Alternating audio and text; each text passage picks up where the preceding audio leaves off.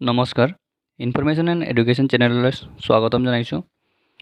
ইয়াতে 6th ছেমিষ্টাৰৰ সন্দৰ্ভত এটা নোটিছটো আপোনালোকক ভিডিঅ'ৰ জৰিয়তে দিবলৈ চেষ্টা কৰিছোঁ। গতিকে যদি ভিডিঅ'টোত নতুনকৈ আহিছে তেন্তে চেনেলটো ছাবস্ক্ৰাইব কৰি দিব আৰু আপোনালোকৰ বন্ধু বান্ধৱীসকলক ভিডিঅ'টো শ্বেয়াৰ কৰি দিব।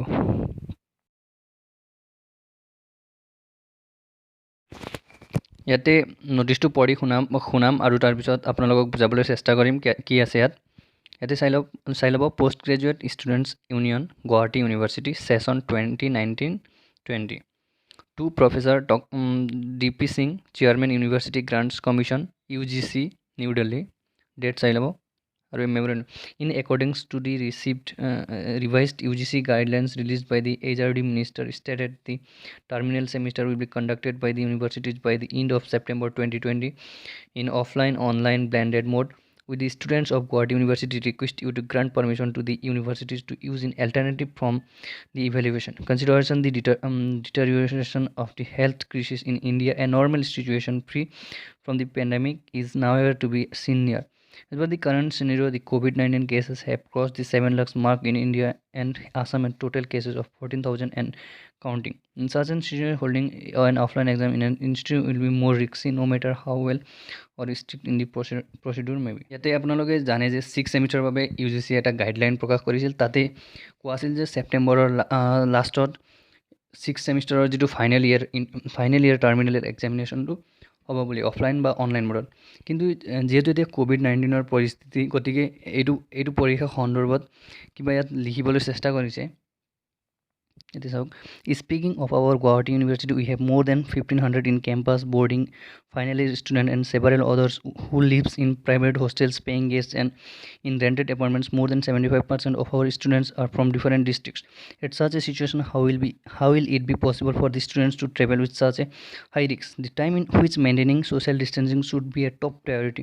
The offline exams will instigate social gathering. The problem is not only confined to the GU campus but also to more than 350 colleges which are affiliated to Guwahati University. On the other hand, if online exam will be used to evaluate students, we are afraid that it would turn out to be a disastrous measures. Many such students cannot afford to have smartphones, and lack of networks, inaccessibility to other resources, etc. will result in deteriorating a students as well as their parents' mental health.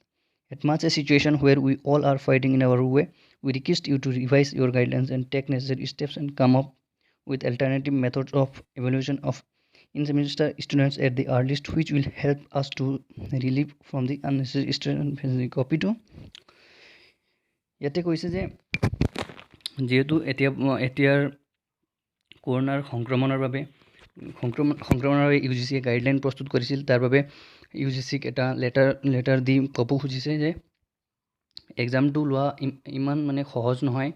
গতিকে 6th ছেমিষ্টাৰৰ বাবে কিবা UGCয়ে ভাবি চিন্তি নতুন এটা guideline revise কৰিবলৈ ইয়াৰ জৰিয়তে কোৱা হৈছে। গতিকে অফলাইন মোডত বা অনলাইন মোডত লোৱাটো কথা UGCয়ে চিন্তা কৰি গাইডলাইনটো ৰিভাইজ কৰিবলৈ ইয়াতে বিশ্লেষণ কৰিছে। গতিকে আশা কৰোঁ যে UGCয়ে এইটো লেটাৰৰ জৰিয়তে কিবা ভাবি চিন্তি এটা নতুন ৰিভাইজ লেটাৰটো প্ৰস্তুত কৰিব আৰু 6th ছেমিষ্টাৰৰ বাবে কিবা সকাহ দিব। আশা কৰোঁ ভিডিঅ'ৰ জৰিয়তে আপোনালোকে কিবা বুজিবলৈ সক্ষম হৈছে। যদি ভিডিঅ'টো ভাল পাইছে তেন্তে লাইক কৰি দিব আৰু চেনেলটো ছাবস্ক্ৰাইব কৰি দিব। নিজৰ মতামতটো কমেণ্টত প্ৰকাশ কৰিব। ধন্যবাদ।